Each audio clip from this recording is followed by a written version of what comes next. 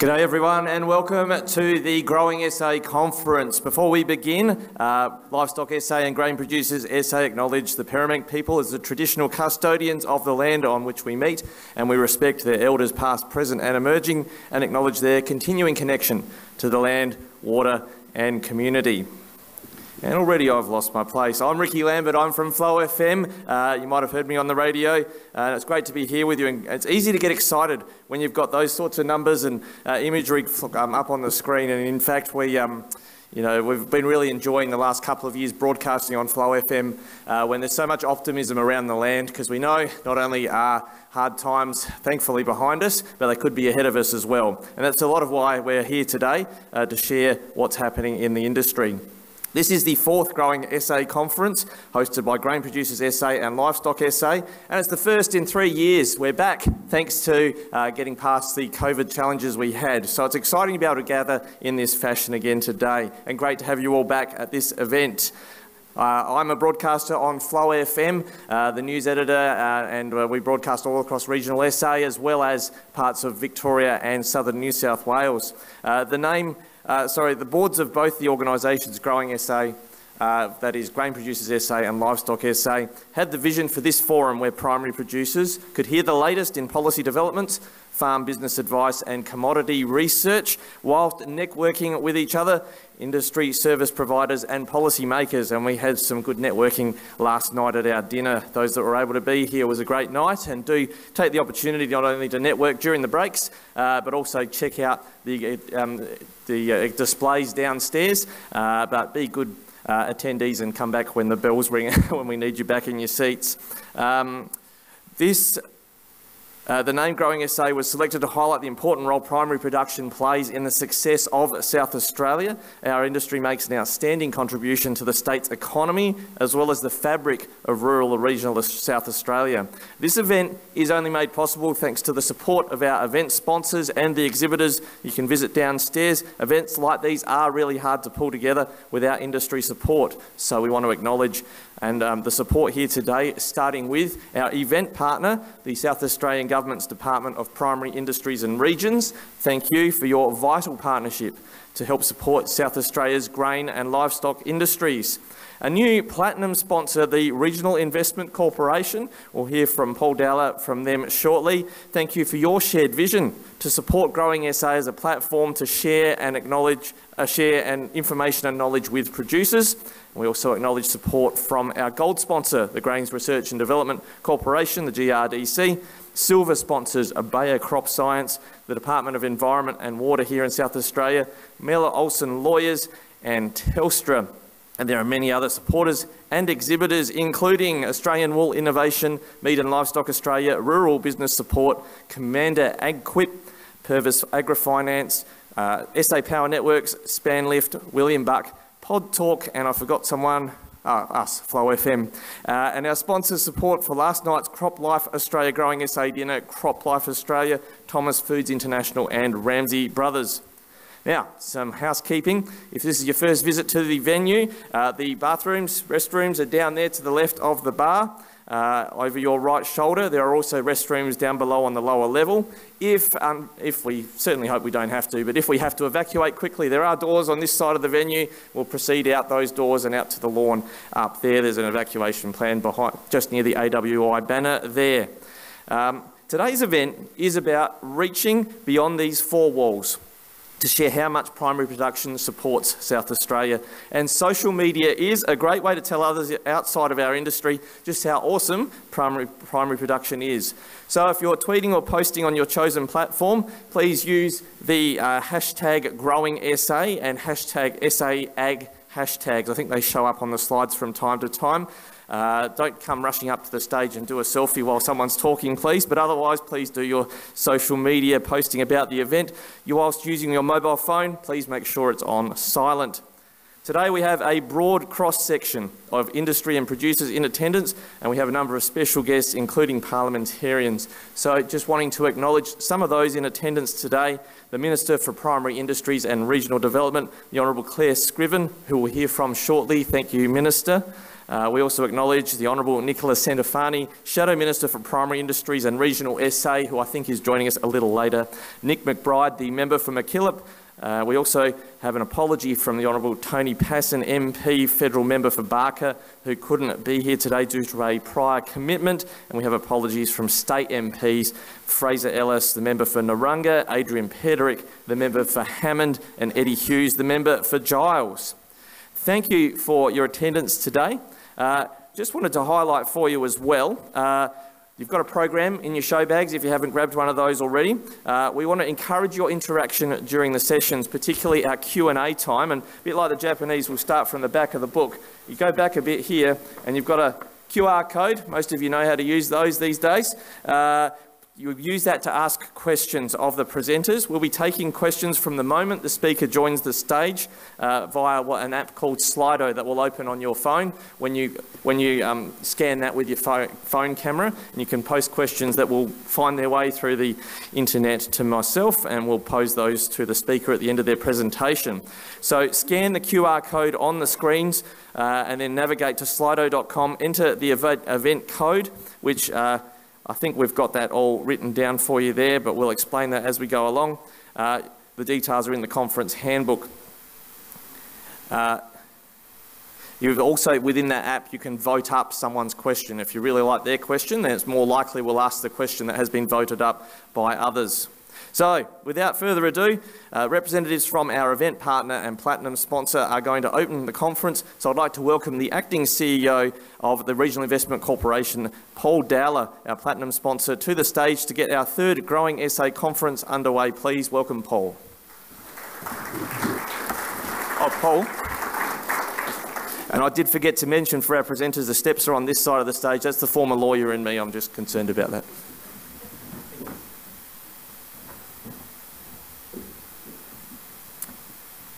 Good morning, everybody, and I'm here to welcome everybody to this conference.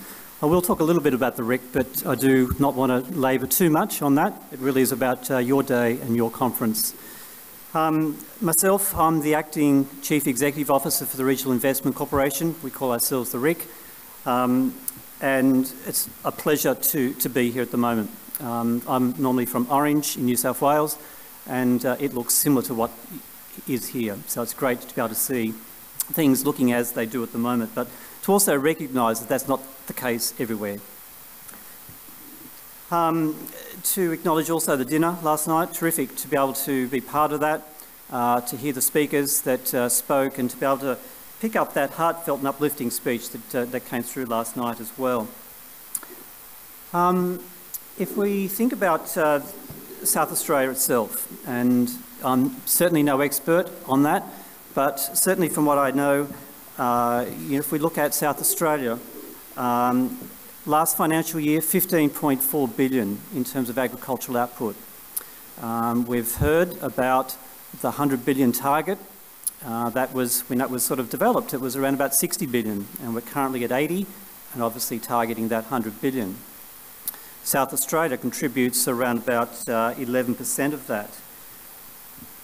But something perhaps to consider, and you people know this, in terms of if you look at agricultural output per millimetre of rain, South Australia is some of the most productive of farmers around, making the best use of scarce resources. And whilst this is about livestock and grains, for South Australia, let's not forget the wine industry, which we all so much rely upon, where over 50% of Australia's wine grapes actually come from South Australia. So it's a significant part of what we have, and you should be all proud that you do punch above your weight. If we look at the RIC, the Regional Investment Corporation, it's an Australian government concessional lender, principally for farm businesses.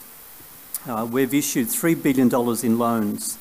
And I know, and speaking with people this morning, speaking with people last night, that experience hasn't been great for everybody, but we are now up to date with what we've issued in terms of loans, and we're now stepping forward in terms of what we can do and how we can serve better.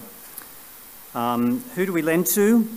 For us, we lend to those that are in need and those that are also at the same time in a position that they can pay the money back. That's our role as a government lender.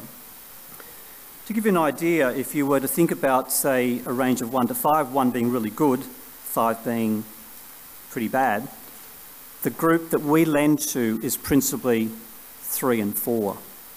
Those that perhaps don't get quite the same benefit from their bank, but those that do and have the capacity to be able to repay their loan. If you look at the map here, you'll see the heat map of where our loans are concentrated in that map of Australia. And when the RIC was set up, it was set up originally for a smaller number of loans. We then encountered that El Niño drought, which all of us know just how savage that was. And as a result of that, additional money was put to us to be able to therefore issue loans. If we look at that red belt, which covers then into South Australia, a couple of things there. One is you can see the shape of an El Niño drought very clearly as a result of that. And two, 65% of Australia's agricultural output comes from that area. So to get that impact that took place at that time gives you a significant idea of just how savage that drought has been and was, and people are still recovering even now from that. So these are things which aren't just one season. The impact of those droughts pervade and for years to follow. If we look at the RIC in terms of South Australia, so South Australia is 11% of that $100 billion target. For our RIC loan book, 9% of our loans are in South Australia. You'll see there 77% are for livestock, 17% are for grain and cropping. And for those that are familiar with a RIC loan, for many, particularly a drought loan, they came with a 2-year interest-free commencement, and 90% of borrowers from South Australia are currently in that interest-free period, providing significant benefit. If we look at the last financial year alone across our entire loan book, that saving in interest to farmers was $105 million. That saving interest to South Australian farmers is $10 million. So it is a significant saving and benefit that's been offered as a result of that, and we trust that that has made a big difference to the lives of your communities and farm businesses.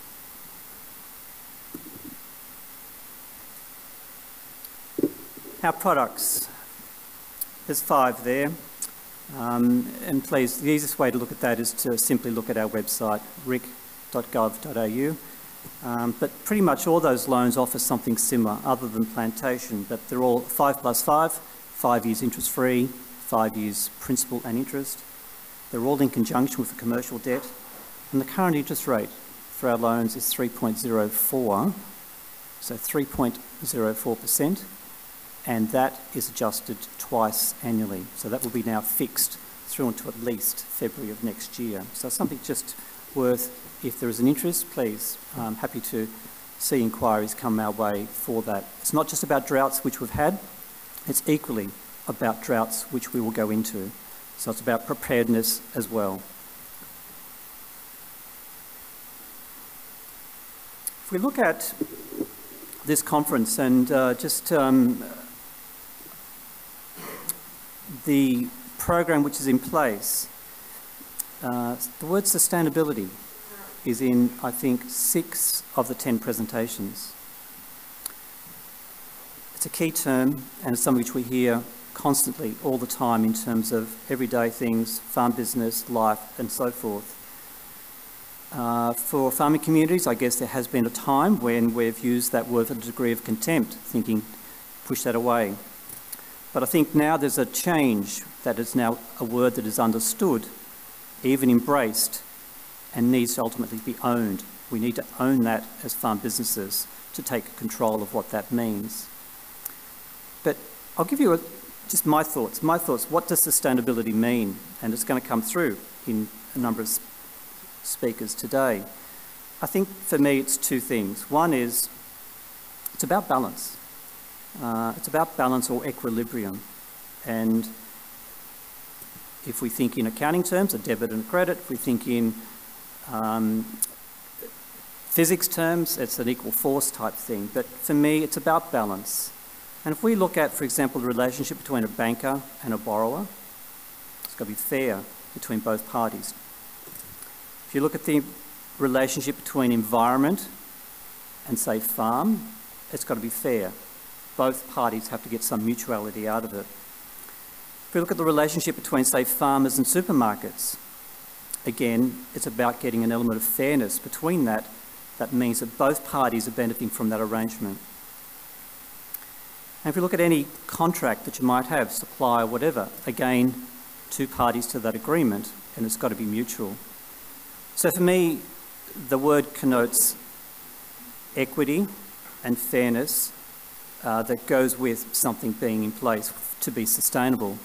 It's about making sure both parties, or if there's more than two, all parties are getting something from it. Otherwise, it's not sustainable for one of them. The other thing that I think sustainability means for me is it's about long term. And I think certainly for farming, anyone who's associated with farming, it's the long game that you play. And I think sustainability, therefore, is about the long game, not the short terms, not the let's take something now, it won't matter for later. It is about playing the long game. The cycles of one season to the next, the cycles from one drought to the next, the cycles from one contract to the next, etc. So the word sustainability will come through a number of times. That's at least my sense of how we need to look upon it, as something which we therefore look to create mutuality out of it. But I think it's great to see that that is a term that's picked up so much more, but make of that your own for how you then pick that up out of the speakers today. And I don't mean to take anything away from any of the speakers for what they might have been wanting to say, but that's just my sense of how I make meaning out of that word. Please enjoy today. My role is really to introduce you and to be able to welcome you to this conference. I'm very much pleased to be here, pleased to be here as a visitor, but very much looking forward to today and hope everybody gets everything out of it that they are seeking. Enjoy the company, enjoy the collaboration, and enjoy the wisdom of the speakers. Thank you.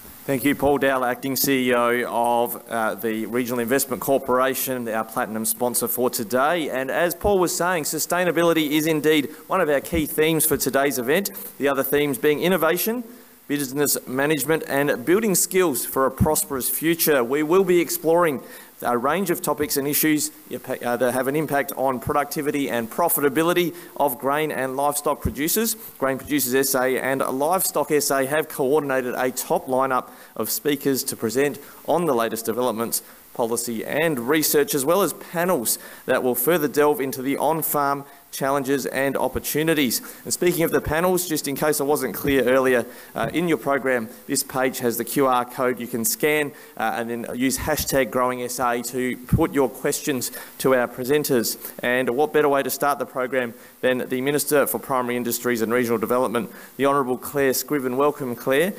She is raised in Mount Gambier and returned to the region after living and working in Adelaide for many years. She's previously been the State Manager of the Australian Forest Products Association and held private sector roles in forestry and human resources, as well as many years' experience in government policy and service delivery. She is committed to regional development, social and economic inclusion, improving educational opportunities and supporting small business. She also has completed postgraduate studies in management and business. Clare is speaking with us today on sustainable policy for a profitable future. Please welcome the Hon Clare Scriven.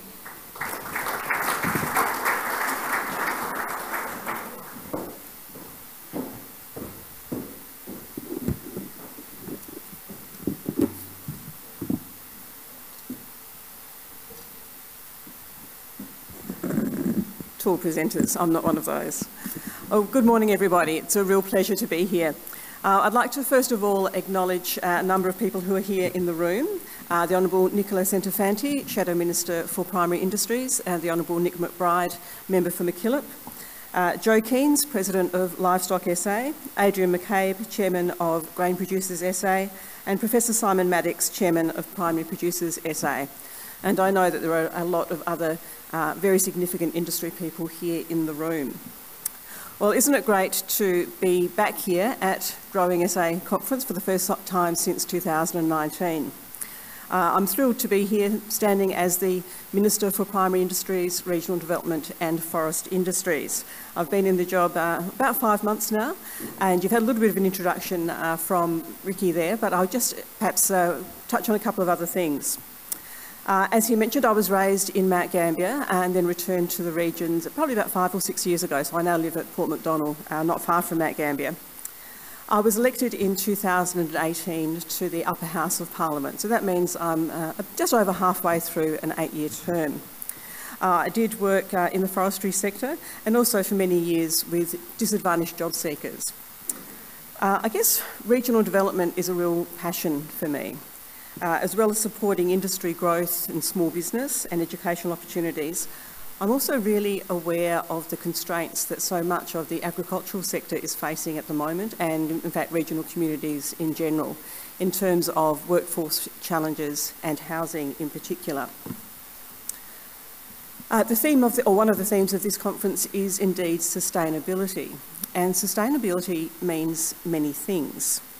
Our regions and the sectors that you are all representing are emerging from challenges of recent years, and my priority is to support stability and prosperity, not just for the next 4 years, but for generations to come. And I think the people in this room, you're all very used to looking long term, and I think it's incredibly important for the agricultural sector that governments are also looking long term. It's not helpful for the sector to have constant change and constant reversals of policy. So I'm really pleased that where there were some good things from the previous government, I'm able to continue those, and the Malinowskis Labor government is looking at additional ways and of course fulfilling our election promises, but going forward, looking at the sorts of things that will sustain the agricultural communities and regional communities for a long time to come. Because we need those regional communities and the agricultural sector to be sustainable in terms of population and growth. Often when we're talking about sustainability, we're talking about climate risks and so on, but there's far more to it when it comes to sustainability of regions and the agricultural sector. We want to have thriving regional communities, and that depends a lot on the services that are provided. So I'm very acutely aware of the importance of that to the sector. And it's probably just worthwhile very briefly reflecting on the challenges that the agricultural sector has faced, probably I guess since the last conference in 2019. At a global level, there's been huge interruptions to international supply chains and the increased costs of farm inputs, such as chemicals, fuels and fertilisers. They've been huge. And more locally, our regions and primary producers have shouldered the impacts of severe weather events, droughts, floods and storms, as well as biosecurity, emergency responses and bushfire. And of course, all of this while everyone's facing a global pandemic. So I don't think it's an understatement to say that it's been some challenging times. And yet, despite all of that, food, wine and agribusiness has remained the absolute core of our economy.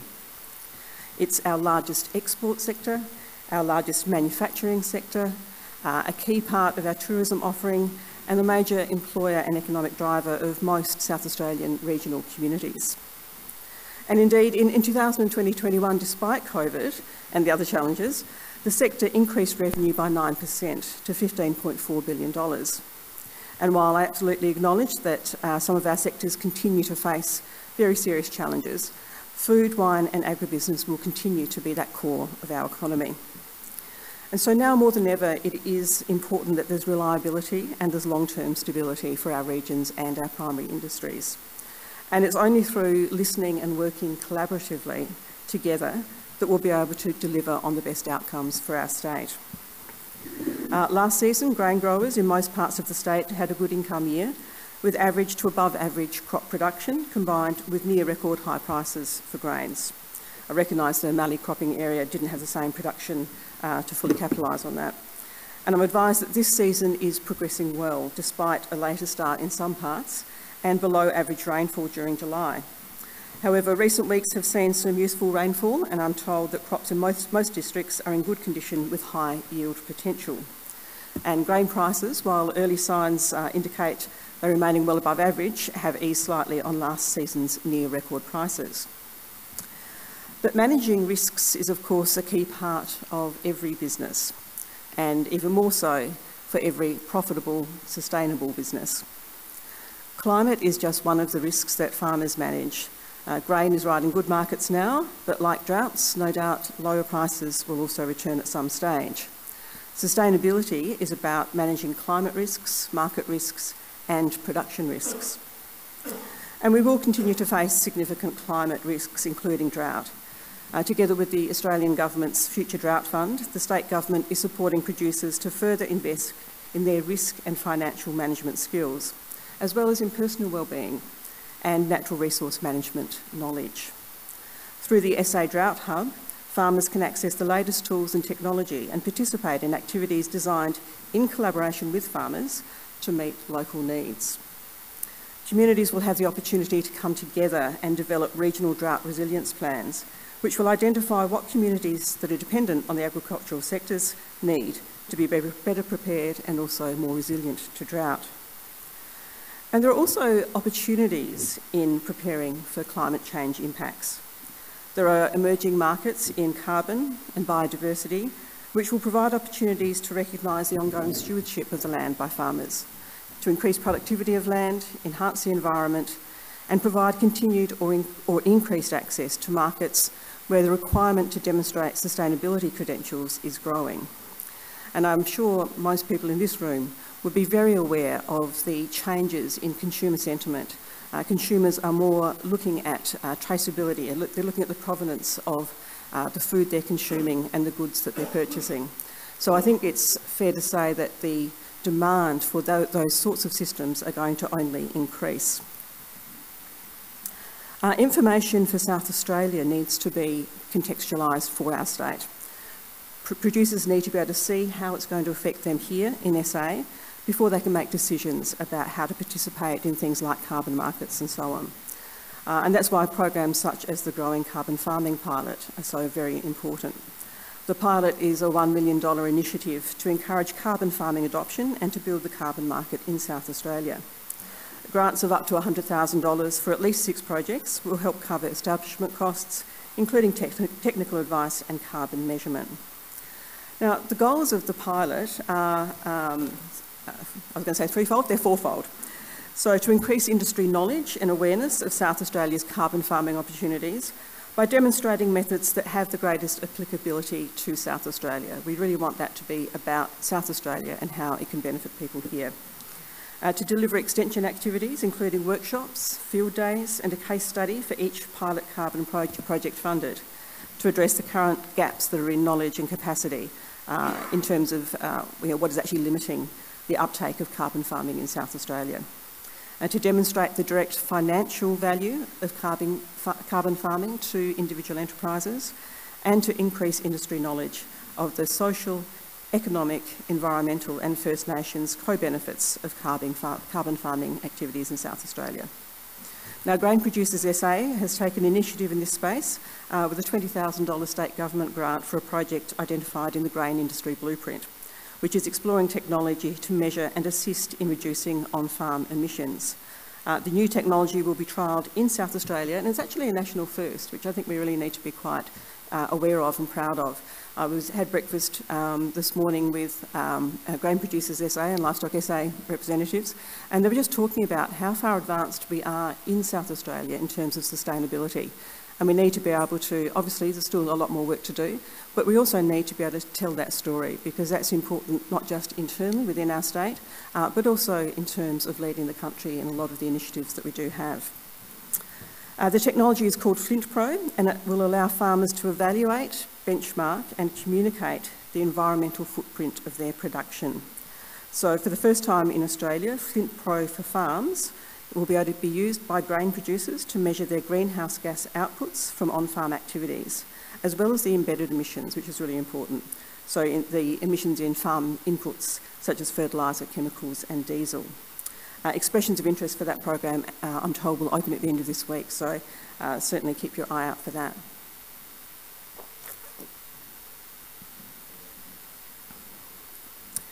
Now, sustainable also means sustainable communities. PIRSA, my department, PIRSA's purpose is to advance the prosperity and sustainability of South Australia's primary industries and regional communities.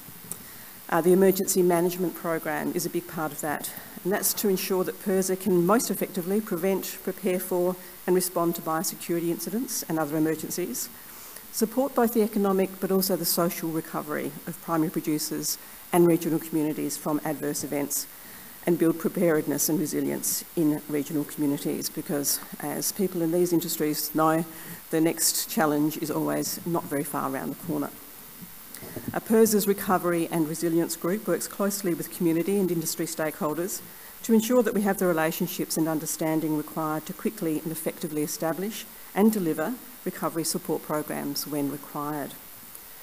Industry, of course, has been absolutely instrumental in working with us on impact assessments and identifying recovery needs, which has been critical to securing assistance for farmers. The team is currently delivering several recovery programs, including drought, bushfire and storms, and administering 14 grant programs. These programs are designed to ensure that impacted farmers and industries return to something of a new normal. I think everyone's a little bit sick of that term, new normal, but we're still trying to work out exactly what it means. But we want something like a new normal of productivity and of profitability, and to build resilience for the future. So, for example, there's been over $50 million of financial assistance to farmers administered over the last few years, those farmers being affected by drought, bushfire or storms. And our family and business or FAB mentor team provide an ongoing wellbeing service to any farmer or regional community that is struggling with the challenging times. The service is free, is confidential and independent, and supports people to problem solve and to be able to act for themselves. FAB mentors work closely with local service providers and other stakeholders to complement the existing services and to ensure people get the help that they need. And sustainability is also about defence. Biosecurity is an ongoing and significant challenge for our primary industries. And I must say, a few times in the short 5 months that I've been Minister, I felt like introducing myself as Minister for Biosecurity. We've had so many different threats and emerging threats coming through. But we need to have product integrity to be preserved, to maintain and build our valuable international markets. And it's a constant challenge, with work continuing by our government in South Australia on the current fruit fly outbreaks, Japanese encephalitis and the varroa mite in bees. And the challenge has really been amplified recently with the growing risks of diseases that are not currently present here in SA or indeed in Australia, but present in our near neighbours such as Indonesia, looking at foot and mouth disease at the moment, as well as lumpy skin disease. So the Commonwealth, in partnership with states and territories, continue to operate the very strong border controls and biosecurity programs that have kept these diseases out of the country so far. And yes, governments have programs in place ready to go in the event of an outbreak, including resources, systems and expertise that's already in place. But one thing I've really been trying to emphasise whenever I have the opportunity is that this is a collective challenge and it's a collective responsibility. It's the responsibility of governments, of industry and of the general community at large. I think industry is working very, very well with government, and I certainly would like to pass on our government's appreciation of that. And I've been trying to talk in every opportunity to media or so on about the community responsibility as well, because I think many people in our community don't actually realise the impact it would have on them if we had foot and mouth disease, if we had lumpy skin disease here in Australia. So part of our role is to increase that awareness without panicking people, because that's actually not good for the industries in this room either, but really making people aware of how they can help in that collective responsibility of keeping emergency animal diseases and plant diseases out of Australia. So first and foremost in that is the need for early detection of exotic diseases should they occur here in Australia. And that's being done by diligent and careful observation of our livestock with government biosecurity personnel as well as primary producers on this front line of surveillance. And the challenge is also to show producers and the community how to identify these diseases. We haven't had them here in Australia, so some people are not going to be aware of what the signs are. So I'm pleased to announce that one of the proactive steps the government's taken to help in the observation and identification of exotic diseases in livestock is the development of the Augmented Reality Emergency Animal Disease Sheep app. That's a mouthful, I'm not going to say that over again, I'm just going to call it the Sheep app. Funded through the Red Meat and Wool Growth Program and developed by South Australian company Think Digital and in collaboration with Animal Health Australia, this app can help in educating our producers and the wider community about how to recognise the signs and symptoms for emergency animal diseases in sheep. And hopefully that will help in rapid detection and response should an incursion ever occur. I'm very excited about the application of this technology in disease surveillance. I'm looking forward to having a go at the augmented reality app, the headset, here myself today at about in the morning tea break. So please, I would also encourage you to pay a visit to the PIRSA trade display for a closer look and to experience the technology firsthand. It's receiving world recognition for being an innovation that can be applied to the detection of foot and mouth disease. So again, it's another area where we are leading not only the country in this case, but also the world. So I've spoken about sustainability policy and programs related to climate and biosecurity. And they're front of mind as major risks to our sustainable farming systems. But I'd also like to briefly mention an example of production sustainability, which perhaps has been somewhat overlooked by the big ticket areas. There are things like FMD that get a lot of attention. But soil acidity has increased across South Australia, with around 3 million hectares now considered acid-prone in South Australian agricultural areas. So without interventions to reduce the acidification of our soil, we'll see loss of production in pastures, resulting in reduced livestock carrying capacity. And crop productivity can also be impacted by the soil acidification. So PIRSA has run programs with various partners, such as the Grains Research and Development Corporation, the Department of Environment and Water, and other partners, which has increased awareness with farmers and with agribusiness. These programs have developed assessment techniques and are determining the best ways of treating acidity under modern no-till cropping systems.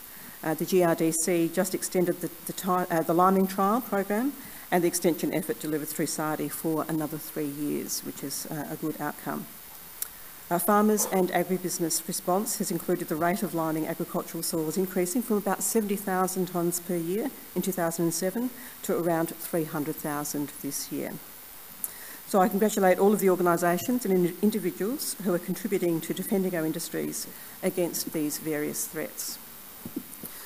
So sustainability through supporting communities, through managing risks in climate, in market demands and production and disease. One key thing I think that all of these depend on is sustainable collaborations. And I'm very pleased with the sorts of collaborations that I've been able to see in my short 5 months so far as Minister. The role of individuals and organisations such as you here today is absolutely imperative.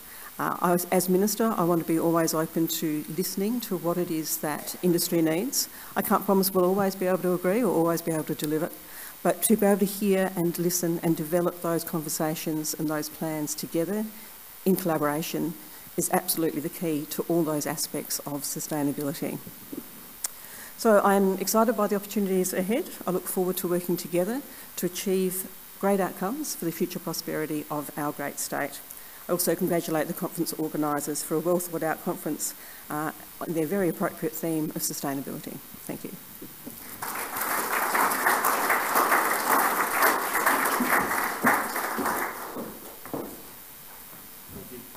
Thank you, Claire. Would you mind staying and we could ask you a few questions? Let you just get comfortable for a moment. I did work in politics for a while, so I just came up on this side of the stage. Do as I say, not as I do. You go up those steps and I'll come up this side. Now, Claire, I've got a box of chocolates to give you afterwards, but just like a box of chocolates, you know, the questions, you don't know what you're going to get, but you might have expected this Turkish delight from Nick McBride. How do you capture the need for workers in regional Australia and address the shortage of affordable housing, acknowledging market failure? That's an excellent question. And because there's such a simple answer, we've got it all sorted and we'll have it set by next week. It's absolutely an ongoing issue. And so I think workforce and related to that, housing shortages are probably the #1 issue that have been raised with me, not only since I've become Minister, but in the 18 months prior when I was Shadow Minister. So I think there's a number of things that we need to be doing in regards to workforce. Now obviously nationally there's the Jobs and Workforce Summit this week, and it will be useful to see what comes out of that. I think also really making sure that we're sharing what organisations are doing. So there are organisations in this room who have been working on workforce issues. And what we don't want to see is lots of people investing resources in different things but not talking to each other. So it comes back again to some of that collaboration. Also looking at what the balances are. So we need to look at our visa system and trying to speed up some of the visas in particular that are being applied for overseas workers. But that's only one part of the puzzle. We're also looking at, currently we have what's considered full employment at 4%. But we also have quite a low participation rate in South Australia. And so what can we do to be increasing that participation rate? Linked to that, of course, for a lot of the relatively low participation rate is because, particularly in regional areas, a lot of women are not in the paid workforce, and many of those may wish to be in the paid workforce if there was the opportunity. And childcare is a constraint on that. I was talking last night to someone, if we were to be able to click our fingers and find, and create a childcare centre in Uganda, for example, it wouldn't be a click of fingers, it would take several years at the minimum. So what other options are there? Can we be looking at ways to promote, for example, family daycare, which has much shorter lead time? Are there opportunities for employers to look differently at the way that they are employing, rather than simply talking about jobs share and part-time work, actually have an ongoing half-shift possibility? Now, for some industries that won't work, but it's important to be looking at those. We have a lot of people who are considered to have a disability, which might simply be an inability to stand for long periods of time. Could they be working half shifts on an ongoing basis? I think there's a lot of opportunity to have more conversations around flexible types of approaches to the workforce issue. But none of them are going to be a silver bullet. They're going to be a combination of approaches. They need to be tailored for different industries and sectors within those industries.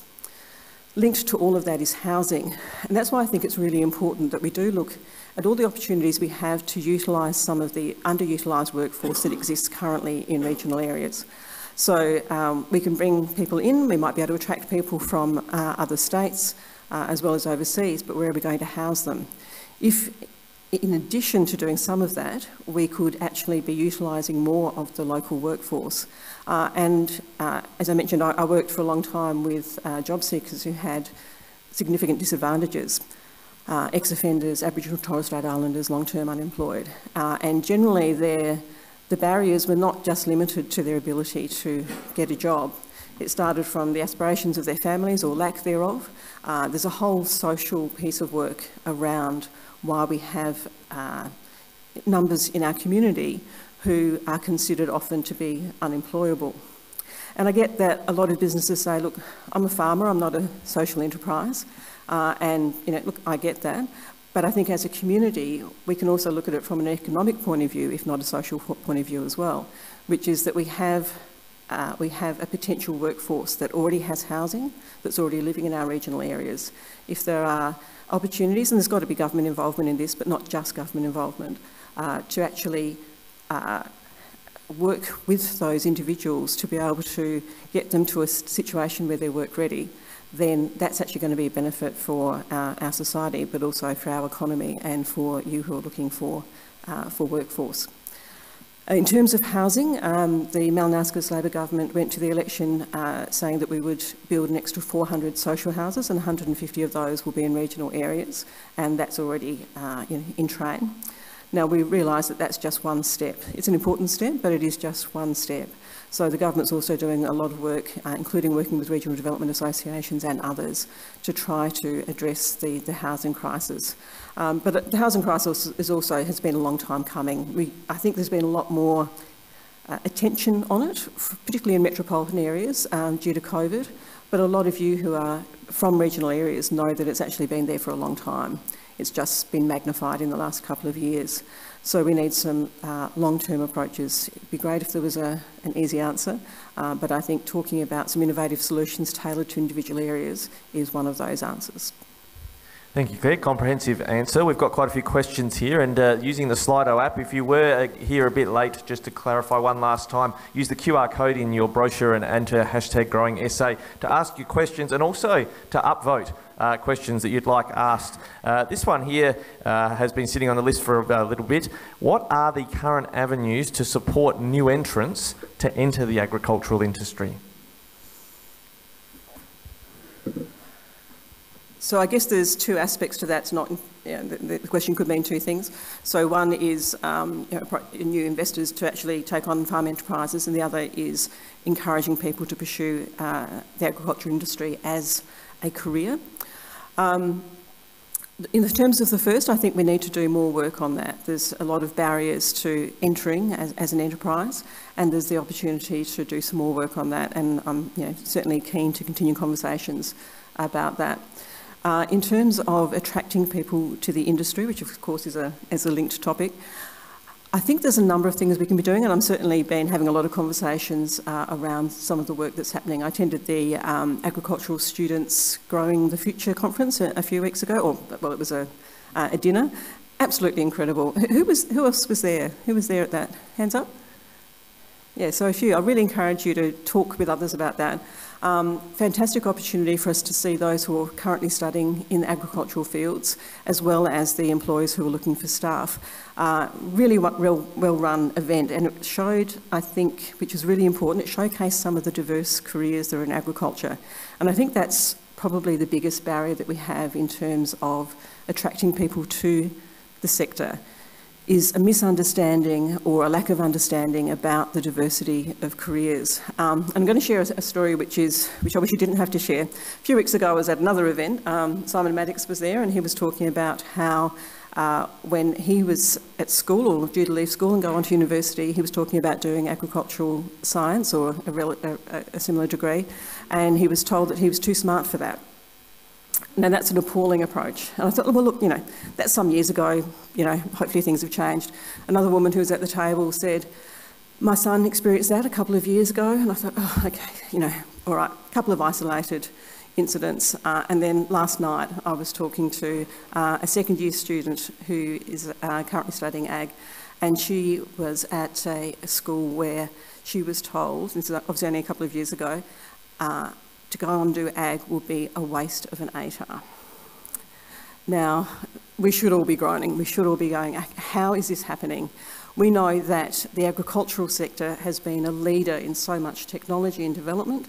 Other sectors such as space, such as medicine, have all leaned on the agricultural sector for some of those innovations and that research.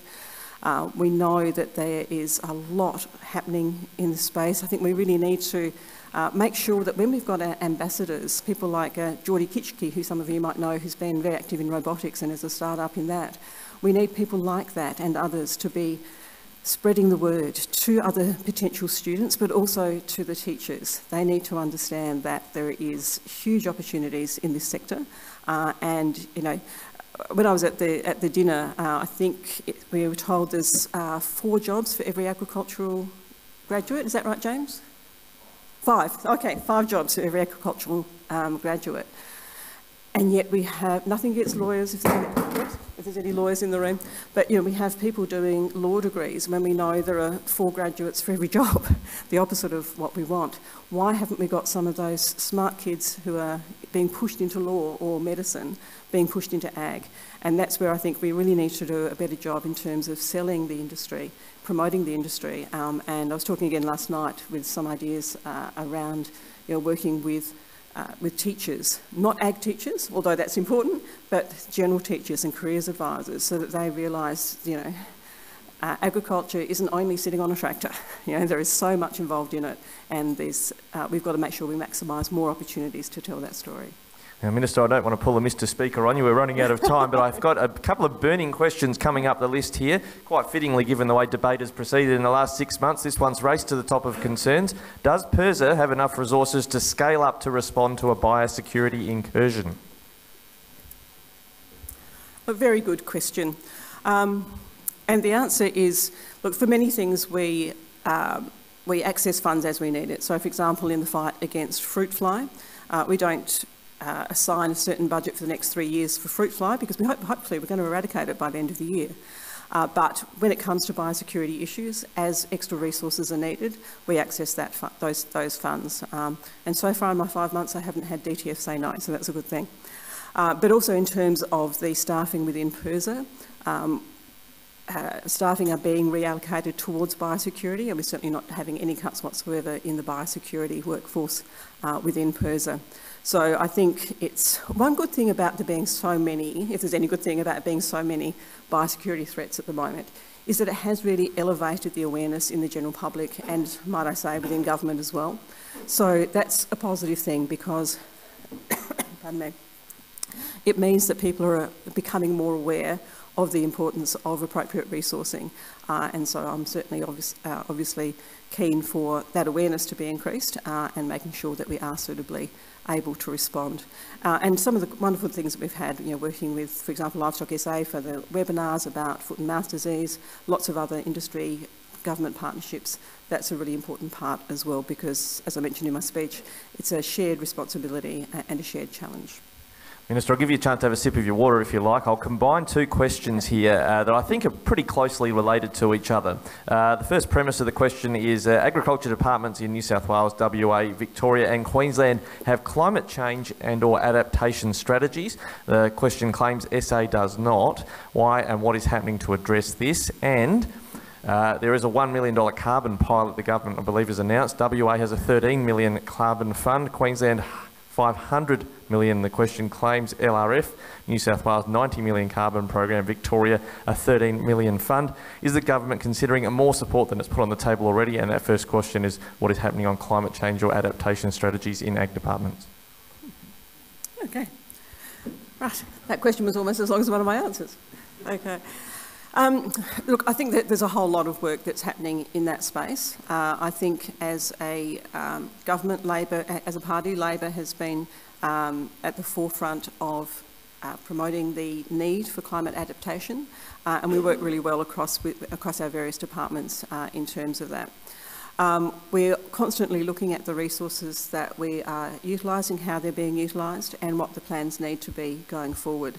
That collaboration with industry is an incredibly important part of that because we want to make sure that the directions that we're going are not only achieving the outcomes we want, but they are achievable in terms of industry adaptation. So it's ongoing work and I'm happy to keep you updated as we progress. Now, there's another question about resources in PIRSA. You've talked about buttressing, I guess, the... Nicola, are these all your questions? No, I don't think she's here yet. Nicola's not here today. Okay. Not here yet, she's coming later. The question here, you mentioned about, I guess, firewalling, if you like, biosecurity elements of PIRSA from cuts, but the question is, how does the Malinowskis Labor government plan to support SA agriculture with dwindling public service resources in PIRSA? Look, I would say, I don't think we can really describe them as dwindling public resources in PIRSA. All government departments, apart from what were designated frontline departments such as health and education, had some modest savings that were required in the state budget. And PIRSA, of course, has to meet some of those savings as well. But I've said on a number of occasions that biosecurity is an absolute priority, and also the staff in regional areas. So I've had discussions. Obviously, it's the chief executive's prerogative in terms of staffing the department, but I've had a number of conversations with him about the need to make sure that we don't lose staff in our regional areas, and that sort of comes back to that theme of sustainable communities. Because whereas in Adelaide, if we lose one job, it's one job. In regional communities, often if you lose one job, then the person moves away, their partner moves away, the kids come out of the schools. It can have a whole lot of ripple effects. So I'm very conscious of the need to maintain the workforce in regional areas. And also, what we have done is try to cut at the top where that's possible rather than at the sort of frontline type of roles. I think that's really important. My Chief Executive is confident that he's able to operate quite effectively with a slightly changed structure. And what that means is by saving money from a couple of very senior positions in Metropolitan Adelaide, we're able to retain a lot more positions in regional South Australia. And I think that's a good balance and entirely achievable. I'll ask one last question. With the biosecurity surveillance underway, there is a critical shortage, the question claims, of vets, veterinarians in the regions. Are you encouraging vets to work in rural industries? Yes. Oh, good, we can ask it. Anything more? I can add a little bit more. So, I mean, we've got a vet shortage in South Australia overall. I'm currently in the process of having drafted some amendments to the Veterinary Services Act, which hopefully will make things like registration easier in South Australia, particularly for those who are returning following an absence, whether that's maternity leave or other reasons for absence. And I think that's an important piece of the puzzle. We also need to be encouraging more people to study vet science. Comes back to my earlier comments in regards to, we've got teachers pushing high ATAR students towards law and medicine. Why aren't they pushing them towards, for example, vet science if they've got that a bent that way? So I think, again, that's something that has developed over a long time, the shortage of vets and the shortage of vets in regional areas. I mean, I'm sure a lot of you are aware of some of the tensions between small animal vets and services for small animals and companion animals compared to livestock and farm animals. So it's an ongoing issue. Certainly I'm aware of it and keen to hear additional ideas on what we can do to improve that. But one part of that is changes to the legislation that I'll be hopefully introducing to Parliament later this year. Well, Minister, the Shadow Minister may not be here, but she seems to be here in spirit with a question about vets to finish off. Here's a box of chocolates as a gratuity for you joining us today, Minister. Thank you for your presentation. Thank you.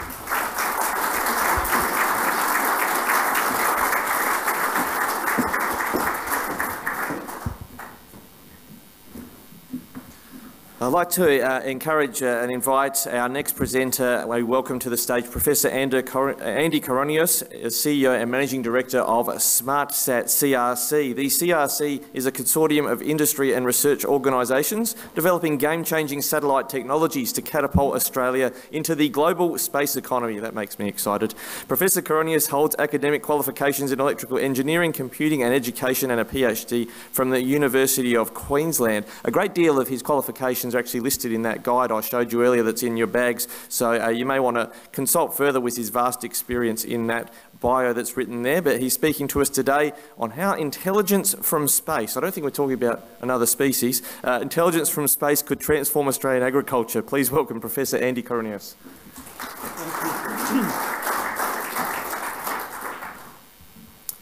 Thank you very much. Thank you for the opportunity.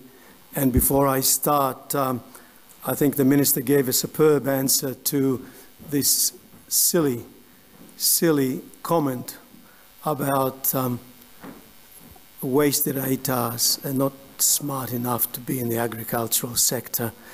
The agricultural sector is a high science and high tech industry, and if it's not there yet, it needs to become in order to compete and in order to feed the world as we are growing. And we at SmartSat are here to play a small role, but hopefully an Australian and significant role in that area. Colleagues, despite Australia being the third country to launch a satellite, we are not able, we do not have a camera to take a selfie. In a volatile world, an unpredictable world, is this what we want Australia to be? To always be using other people's assets. Now, there was a good reason why we didn't launch our own satellites.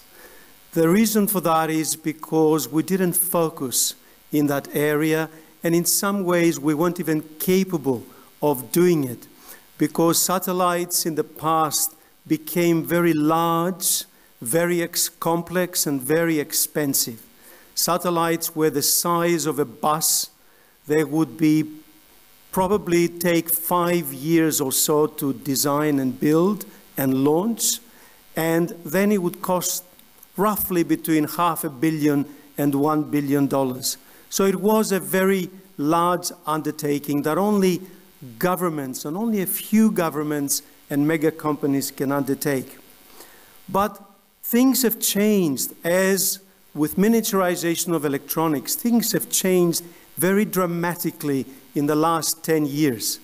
As you know, the miniaturization of electronics has made it possible for you to hold in the palm of your hand, or on your wrist, or even on my smart ring, to hold power that is nearly just as much as the Apollo mission. In fact, in some ways, much more than that.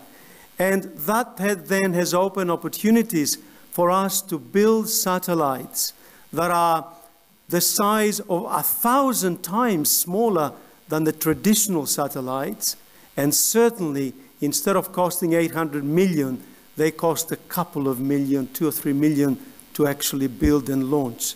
And they are the size of a Kellogg's cereal box. Sorry, maybe I shouldn't have said Kellogg's. The size of a cereal box. That's the type of miniaturization and ability that we now have. And by the way, with the right cameras and the right sensors, they can be 10 times the quality of the image that you would collect from those satellites as you would on the old traditional satellites that countries have used. So back in 2020, we thought we wanted to change this. So we brought together a cooperative research center. We brought together industry, universities, the government labs, and end users to actually form a community of researchers for us to get Australia to become a space-capable nation, at least to deal with the R&D element of that. We are very well coordinated by our space agency. We work hand in hand with our space agency and many other agencies, such as GA, BOM, and of course the CSIRO. We brought together more than 130 organizations and went to the government and said, would you fund us? And we were very, very lucky to receive funding from the federal government. We received, altogether, we raised more than $250 million to be spent in 7 years or so. And indeed, that's been growing by about 20 million a year. So this is a significant effort. In fact, it is the biggest effort for space industry collaboration in Australia's history.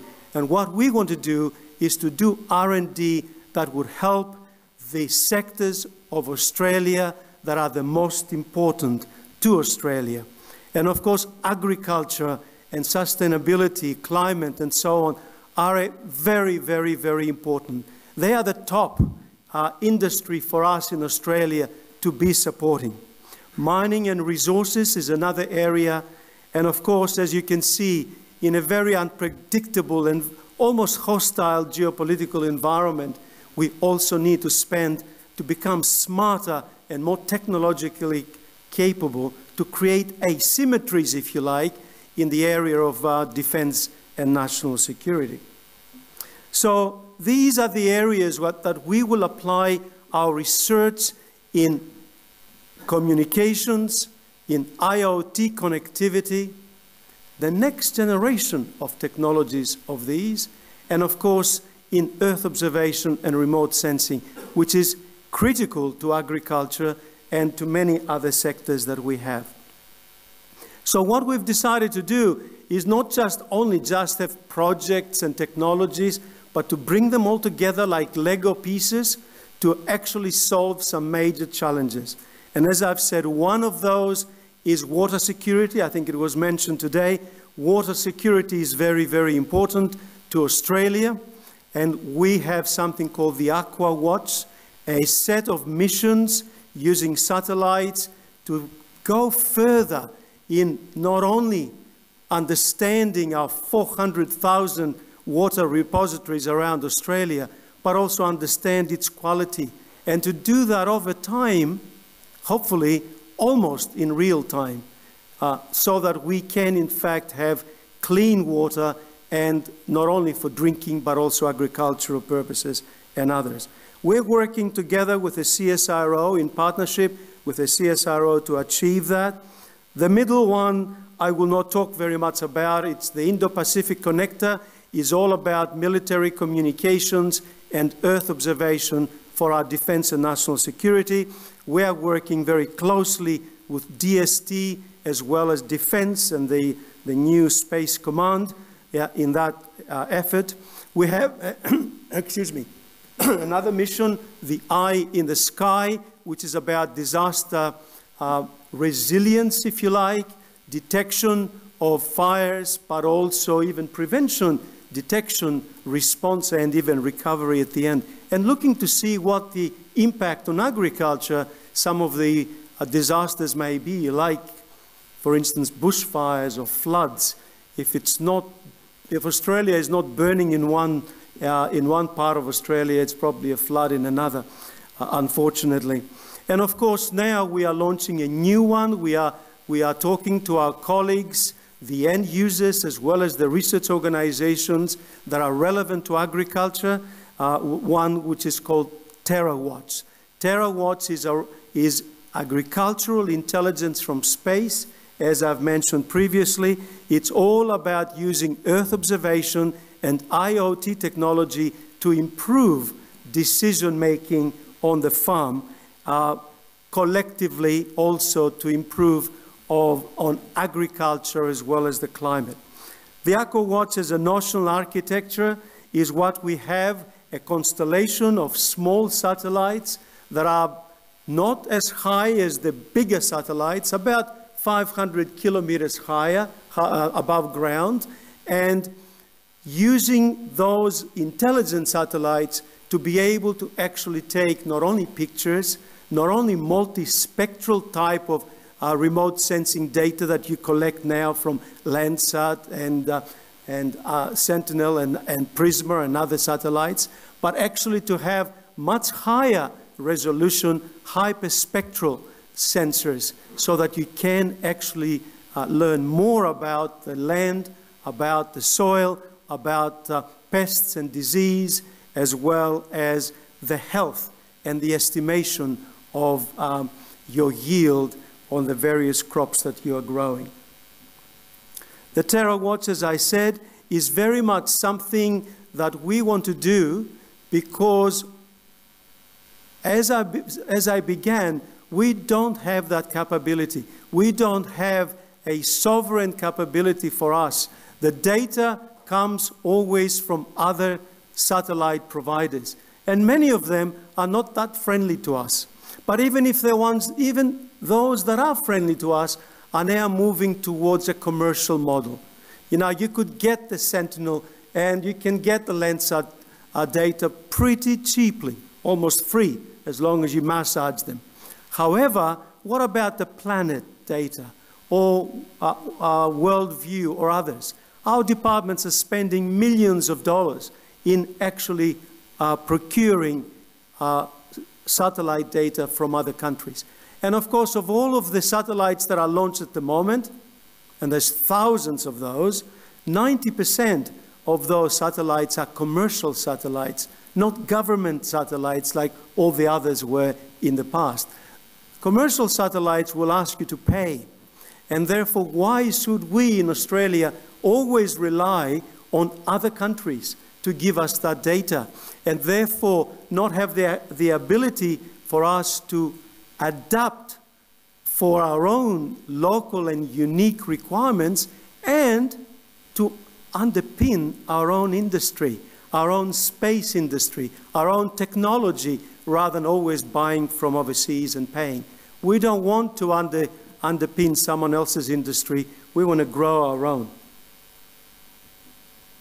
So the TerraWatch is a concept that we are now working very closely with GRDC, with MLA, with elders and others. We're having conversations about building the infrastructure for the nation.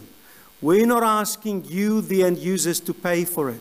The Australian government, certainly the previous government, invested $1.2 billion for space missions. And we will be handling a lot of the R&D aspects of that. We, the Australian farmers and agriculture and miners, deserve that infrastructure. We will build that infrastructure so that you are able to innovate on that infrastructure. And in terms of the various applications that we will be applying, the technology is changing all the time. One question you might ask, I already have all the data that I get. In fact, I have too much data. And that is true, because a lot of times all we do is collect data and give it to the end users. End users don't want data. They want insights. They want action intelligence. And as the technology improves, you can actually get higher and higher resolution, higher and higher ability for you to predict and to also make decisions. So water security, food security, and aspects that remote sensing has the capability to deliver now and certainly in the future will be able to be enabled with this infrastructure that we're working on. Even climate change, even the effects of agriculture on our climate and the effects of climate on agriculture will be very important, and more they'll be studied from space because the technology will get better. I know that with drones you get the best resolution, but drones also have the downsides as well. With space, as the technology improves, you'll be able to do some amazing things, including, particularly when it is integrated with in situ sensors, you'll be able, for example, to measure carbon in soil and other kind of parameters that at the moment are not able to do it from space. So the technology is changing all the time, and we are committed to improving through our universities, through the CSIRO and all of the other government labs, to working together to build technologies that Australia can use, but also Australia can export, not only for profit, but also for helping our neighbours. And that's one thing we haven't done very well in the past, to actually help our neighbours benefit from the technologies that we have. So we invite you to participate in this journey that we have already began. We invite you to contact me and my colleagues to have a discussion on how might you be able to help us. And your biggest contribution would be to actually give us your problems, the requirements for us to be able to build the technology around that. The journey has already begun. The government of South Australia has actually commissioned us to build a satellite that we will be launching next year. We are in the process of building that satellite at Lot 14 in the city. It's amazing. Most people don't know that actually now Lot 14 is building satellites. And that satellite will actually be a very advanced little satellite. As I said, a serial box satellite, but nonetheless, it will have one of the most advanced hyperspectral sensors that will actually have more than 50 hyperspectral bands that will be able to do some really cool stuff, including smoke detection, including water moisture detection, and other kind of things that you wouldn't be able to think that you could do that with a small satellite 500 kilometers above ground. And not only that, but we are putting some AI sensors. We are putting, I think it's about 150 gigabytes of storage. You can store the data that you collect, because the bigger the resolution, the more data you will collect. But at the same time, there is a computer that will be able to process that data in real time rather than sending it down for processing on the ground. That could be One of the applications, which is very, very easy to do already, is to load a machine learning model onto the satellite and to be able to do cloud detection. Now, most of the land, or perhaps not in Australia, but most of the globe, 70% of it, is actually covered with cloud. So when you're taking those images, you're wasting a lot of the images and the power and also the communications bandwidth to send useless data down, rather than doing the processing on the satellite itself. Now, that is already possible, and we are building the models for that to occur. And as I said, we'll be launching it next year. And good on the state government, not only the past government, but also the current government. In fact, it is the current government that started the journey of getting the space agency and the IAC here that began, if you like, the renaissance of space in Australia. So thank you to both of those governments. So thank you very much for the opportunity to talk to you about what we are trying to do at Lot 14. And I would be delighted if you wanted to have a conversation about how might we work together so that we can build technologies that will be useful and used by you. And of course, building our nation. Thank you.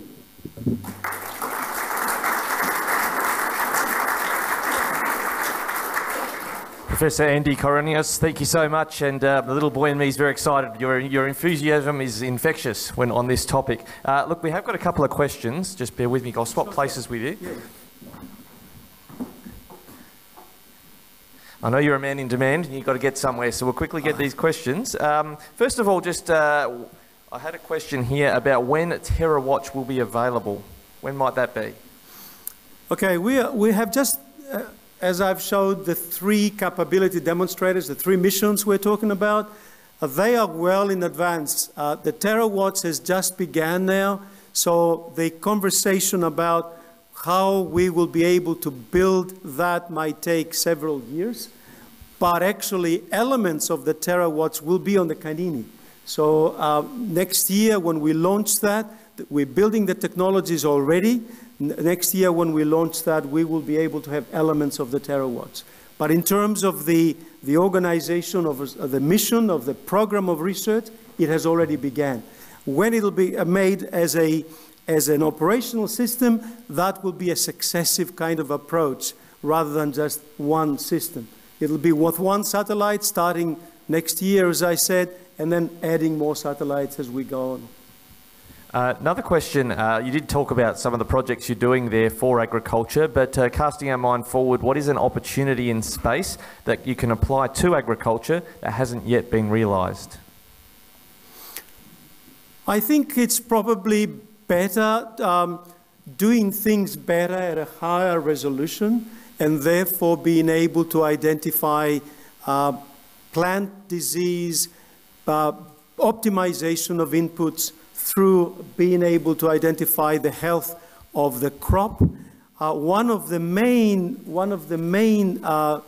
pillars of the work that we will be doing with TerraWatch is to have a nationwide yield estimation of grains. At the moment, that is not possible. There are lots and lots of activities and screen surveys, windscreen surveys and other activities at the paddock level, but wall-to-wall being able to estimate yield is not at the moment available. Carbon and decarbonization in general also is another area we're looking that will be further enhanced. And of course, water quality. There are some elements of water quality that you are not able to do from space with the data available at the moment. Now, this last question I'll ask raises as many issues as there is space junk in space. Space junk is a growing issue. What is the lifespan of the current technologies being deployed, and how are they, well, recovered? It's a complicated topic. It is a complicated topic, and there's a lot of technologies on recovering junk. It is a big issue, actually, not only for the astronomers that are up in arms, but also our First Nations people. There are a lot of issues with space junk, and particularly if they're not controlled and something happens and there is a collision, then that causes more fragments, which can become a very kind of a ripple effect that can be catastrophic. But there are regulations. You can't just, you just can't launch a satellite without getting the right permissions from the Australian government, and that's administered by the Space Agency here. And one of the requirements for you would be a process of deorbiting the satellite at the end of its life. Usually, like the Canini, for instance, is likely to run anywhere between 3 to 5 or 6 years, but we have to have mechanisms for that to burn up gracefully when it comes in the atmosphere. You can't just simply have them there creating problems. Professor Andy Koronios, thank you so much for your answers as well. Here's a gift in gratitude for you joining us today. If anyone wants to get in touch, there were some questions we weren't able to ask because of time. SmartSat CRC website. Google you, and then away we go. Thank you so much. Thank you. Thanks very much. Thank you.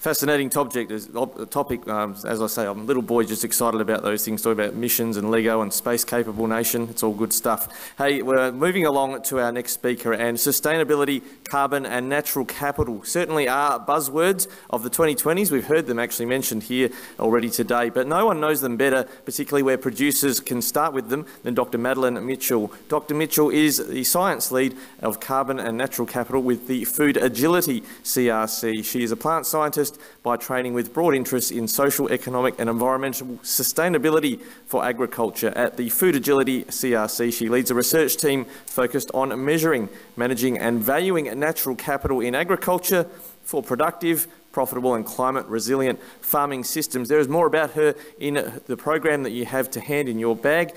She'll be speaking with us today on sustainability, carbon and natural capital. Where do grain and livestock producers start? Please welcome Dr. Madeline Mitchell.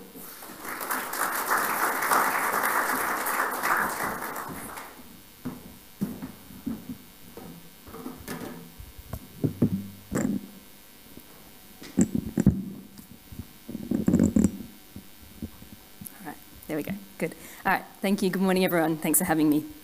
So for those of you not familiar with us, Food Agility is a cooperative research centre. So like SmartSat, our focus is on data and digital-driven solutions for a sustainable agri-food sector.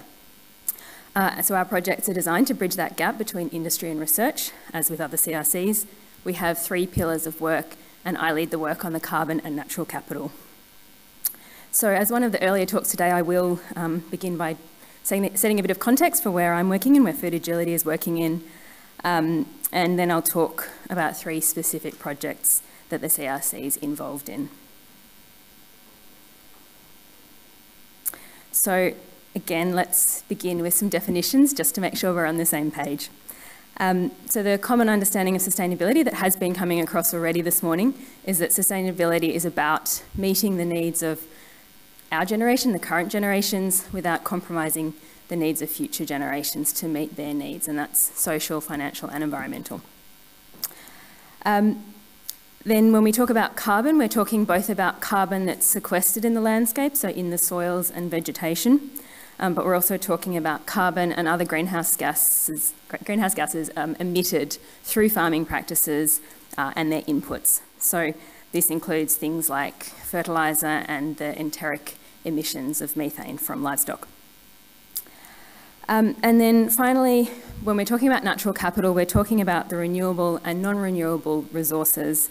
So this includes plants and animals, soil and water and carbon that provide us with various benefits. So this might be anything from the sort of really big and important, the climate regulation, crop pollination, but then also through to the more personal like recreation.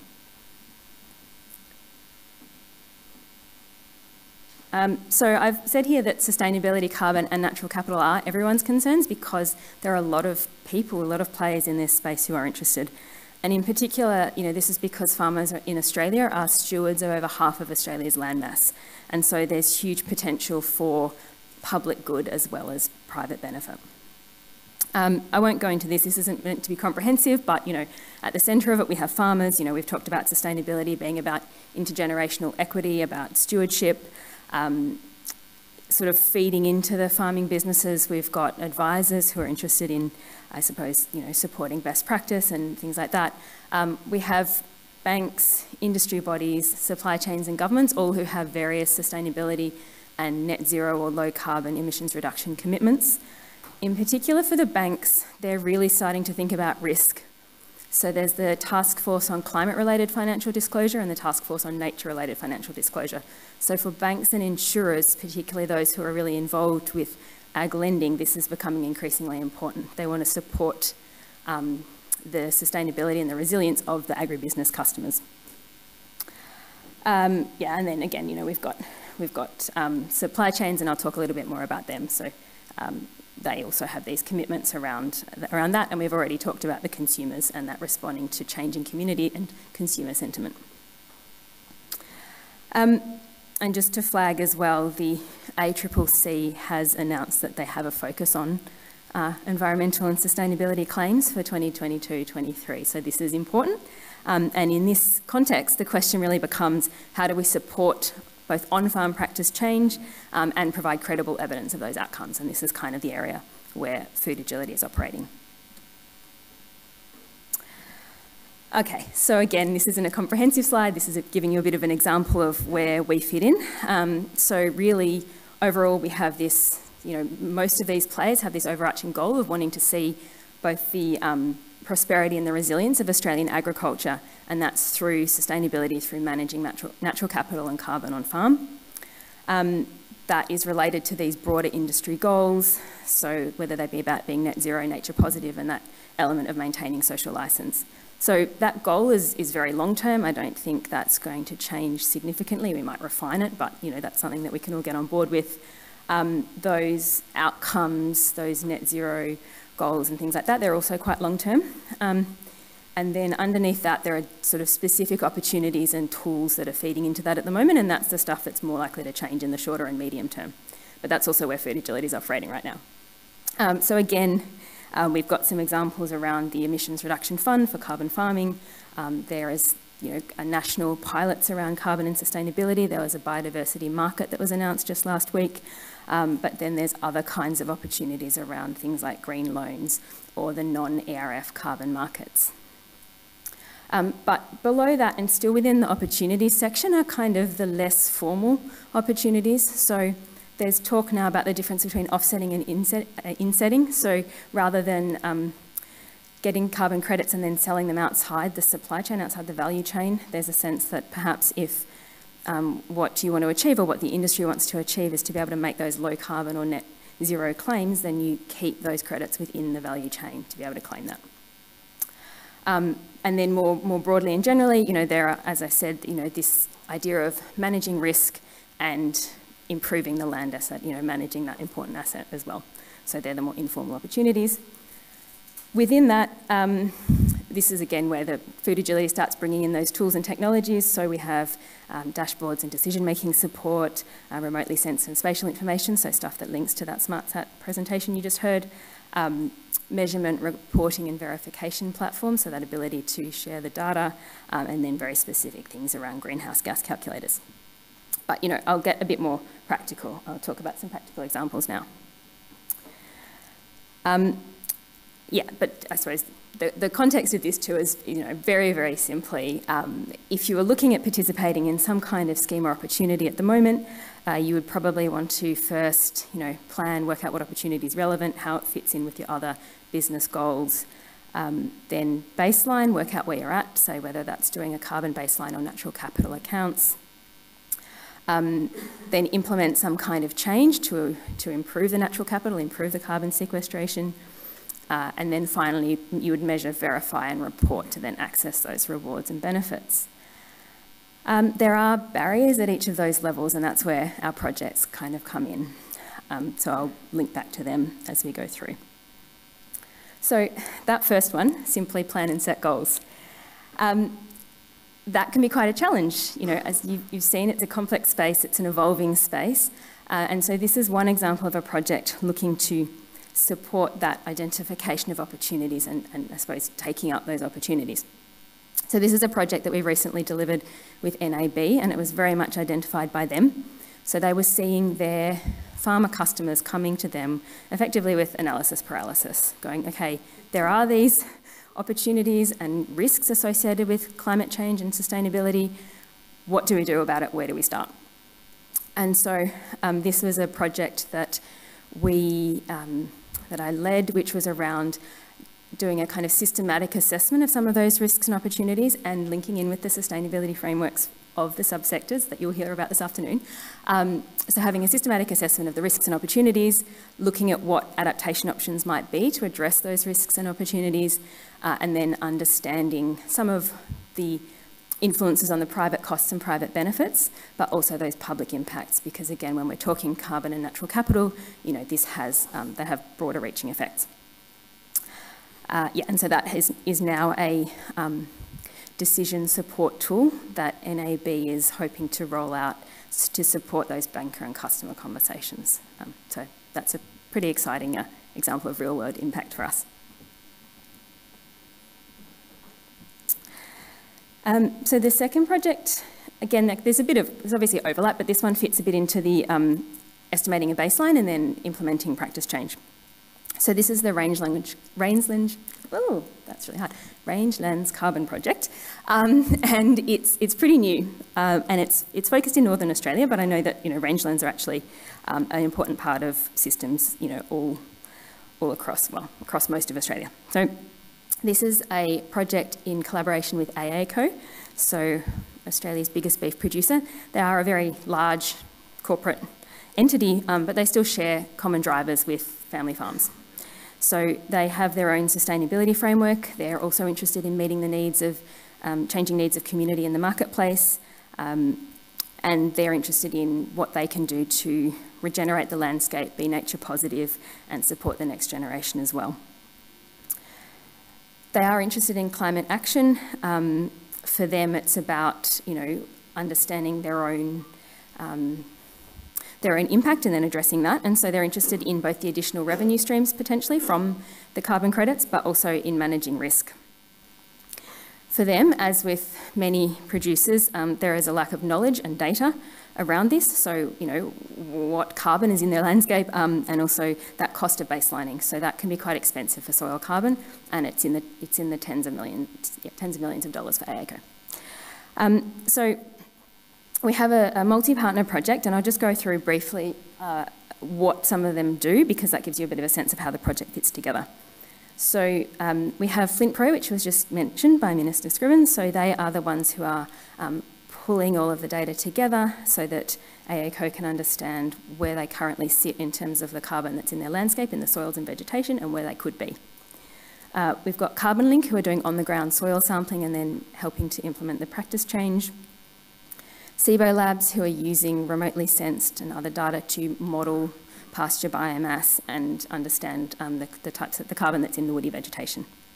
And then within that we have Fed Uni, ETS and CSU contributing research to fill in some of those gaps. And so what we hope with this project is that it will, obviously AACO is the first beneficiary, but we hope that this kind of work will be applicable more broadly across the rangelands. Now, the third project is the Cool Soil Initiative. So this is a paddock to product partnership across the supply chain. And it came about because Mars Pet Care, Kellogg's, other big buyers of grain, we now have Allied, Pinnacle and Manildra, they all have sustainability frameworks, sustainability commitments and emissions reduction commitments. But what they've realised is a lot of their emissions are actually really outside their control. They're what's called scope 3, so they happen pre-farm gate or in transport and processing. And so that's why we have this whole supply chain collaboration here. So this works mostly in New South Wales and a bit into Northern Victoria at the moment, but there's discussions to potentially bring it to South Australia. So this project is a 3-year project, but will have a life beyond the CRC. And the idea is to support on-ground practice change, understanding soil health and emissions so that the farmers have the insights they need to adjust their farming practices and address these new concerns, and the corporates are actually able to report on their emissions reduction. They can say, not only do we have these goals, but we are directly contributing to this in these regions where we source our grain. Yeah, so that one is a time check. And then as part of that, we have some research around the types of practices involved. So there's been a lot of work around, actually, we talked about acidity, so some work on acidity and liming, some stubble management and things like that. And then part of it too is around finding those benefits for the farmers who are involved. So we have a spatial data portal to then support that, I suppose, that insight for the farm practice change and the management. So, really, to watch this space, I know the title sounded maybe a bit more definitive, but it's a really complex and evolving space. I've listed just a couple of free resources that might be helpful. There are some national programs to look at those links between natural capital accounts on farm and what's actually happening for profitability and the resilience of the farm. Now, the tools and opportunities will change, but I think that that underlying principle of being able to define your sustainability goals and demonstrate those credentials, demonstrate the practice change and the outcomes that are contributing to those goals, whether that be connecting through to supply chains, to consumers, to financial institutions, that is a trend that is here to stay, and those claims will need to be backed by credible data. And so we're hoping in the future to see this more integration of the tools as well, so that you'll be able to collect the data once and then share it as appropriate to access some of these benefits. I think that's me done. I'm very happy to take questions now. Thank you.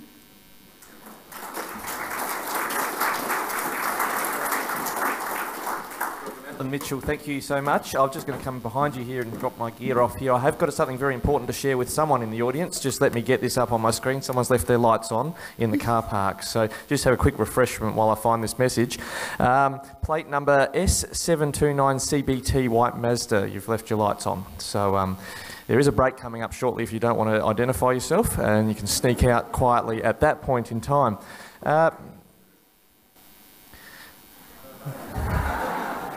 Okay. Now, a question for you, Dr. Mitchell. If agriculture sells its carbon credits to other industries, are we at risk of not being able to cover our own industry emissions? That's a really good question, and the short answer is yes. So, while there's been huge interest in carbon credits, understandably, it's definitely worth considering, that potential trade-off, because we have individual businesses and we have all of the industry bodies who are looking to make those low carbon and net zero claims. So if you sell those credits, you can't count them towards your own claims. So it's a very important consideration. Do growers need to be prepared for sustainability as banks start to mandate credentials to get a loan? I think, again, yes. I can't comment on, when and how banks might be mandating it, but banks are really interested in this and they're really considering in this. And at the moment, it's not a mandate, but NAB and Commonwealth Bank both are trialling green loans for agriculture. And so again, if not a mandate, the ability to demonstrate what you're doing and the sustainability of that, or the improvements you're making, will be really important to access finance or access better terms for finance. Do you think South Australia's grain industry has an opportunity to be the most sustainable in the nation with a lot of natural advantages? For instance, we've got close proximity to ports, we've got good soil nitrogen, etc. I think potentially. You are speaking to a Victorian, so you're asking me to betray my state here.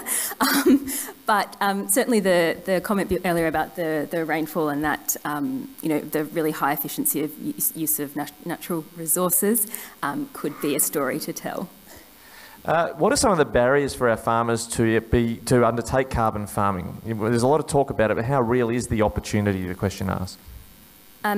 It is real, and it is relatively complex in some ways, and so that's where some of those projects are coming in the sense of first identifying the opportunity can have challenges. Definitely the baselining, the measuring, the monitoring can be complex. and then those trade-offs between the, say, the carbon credits for selling externally versus the carbon credits for holding. That's where there are a number of pilots that might be worth looking into that are either more targeted, so that carbon and biodiversity pilot is around specifically planting biodiverse species, getting the carbon payment, and then the biodiversity payment, although I think the latest round's just closed, but that kind of thing is an opportunity to sort of test things out. And then there are a number of carbon project developers, so the support, and for that there's a carbon code of conduct as well. So, you know, there are a lot of reputable companies who are in it for the long term. The carbon projects through the Emissions Reduction Fund are 25-year plus, so it's a really important relationship for both parties to find that right project support. Though this next question comes, I think it was on Friday, the federal government announced a new biodiversity credit scheme, so the landscape has expanded. The question asks, measurement and auditing costs are constraints. Who should be bringing it all together across the different opportunities for farmers? The question asks when the CRC winds up. Good question. Okay, so this is where partnerships are really, really important, and all of our projects are designed to have a life post-CRC. So the Cool Soil Initiative is currently looking at an independent entity to keep going after the CRC winds up. So what we do is we co-invest in that research to kick it off and to give it that credibility, but then it will be its own kind of entity. Same with the Rangelands Carbon Project. So Food Agility doesn't hold any of the IP. That's all going to groups like Flint Pro, Carbon Link, and sorry, I'm blanking now, SIBO. And so there are opportunities for these tools to have a life post-CRC through these commercial entities. And what I do hope to see, and what's really nice with the AICO project as well, is that we see really good collaboration between those three commercial partners. And so it's that integration of tools and data sets as well that I think will be really beneficial. Good questions here and good answers too, so I'm just going to ask one more. Do you think one day it will become mandatory for farmers to demonstrate emission or natural capital credentials to access domestic or international markets? I think it's a possibility. There's already, particularly in Europe, there's already strong trends towards that with canola and ISCC. So I think, yeah, I think it's a distinct possibility. And so, for example, our growers in the Cool Soil Initiative, for them it is about, you know, being on the front foot as well, getting an understanding of what's going on before anything becomes mandated or otherwise, I suppose. All right, Dr. Mitchell, thank you so much for joining us today as a small gift, in appreciation of your time with us.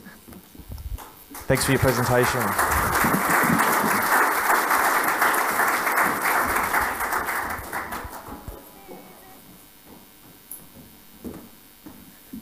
It's been really good, hot on the heels of Science Week, which was only a week or so ago, I think. We talked about it a lot on air, to have a very science-based focus at the start of the program with Professor Andy Koronios from one CRC and then Dr. Mitchell there from the Food Agility CRC as well. We are heading towards our break. We do need you to be back at 10:30. Thanks, and I'll go through some housekeeping here. Do not fear, the coffee cart did vanish, but it hasn't gone. It's gone downstairs, okay? So we've set the scene for policy and research points of view. Coming up after our morning tea, we'll hear from speakers about the national landscape, including Tony Marr from the National Farmers Federation and Katie McRobert from the Australian Farm Institute. The coffee cart, sponsored by Miller Olson Lawyers, has moved to the lower level for your morning tea. As you'll see, Growing SA has a full exhibition down there. Make sure you visit the exhibitors regarding products and services showcased. And is Minister Scriven putting the virtual reality goggles on and delivering a calf or something? I can't remember exactly what was happening, but I think there's some virtual reality stuff happening down there, so tune in for that. Our event today has been organised by Ag Communicators. The team has two large bells. They will ring when it's time to come back up here for our next session. When you hear them, you'll have 5 minutes before the next session begins, and we will be starting at 10:30 sharp, so you'll need to hot foot it back upstairs. So we'll see you then at 10:30. Thank you.